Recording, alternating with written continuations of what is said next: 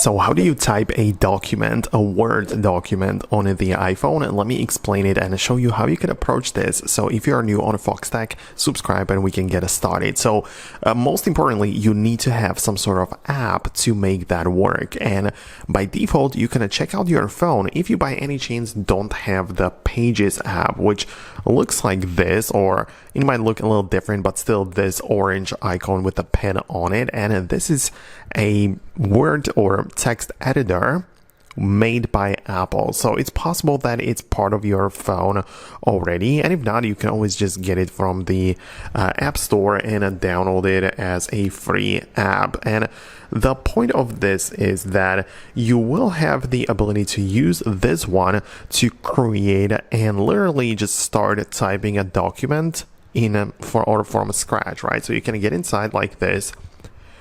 You might be continuing with some other things you've been working on before, but this is the main page, and you can either choose a template if you want to, type in a document of certain layout or something, but you can also start writing like this and just start a brand new blank document, and you can just type stuff in whatever, right? You can see that this is how it works. And since we want to end up with a Word document, we actually have to export it in that format.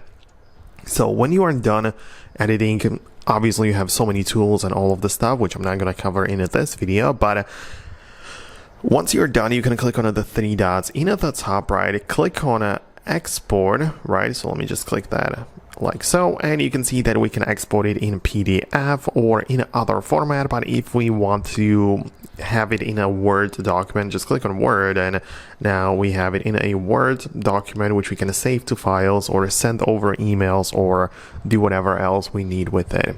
But of course, that's not the only solution, as we also have the dedicated Microsoft Word app, which you can also get from the App Store and download it for free. But in order to create documents in here, you need to actually be signed in with your account and also have an active subscription, which, I'm not saying that not everybody has, but perhaps you prefer the free approach made possible by Pages app. So let me know what you think below, subscribe for more videos like this one, and I'll see you later.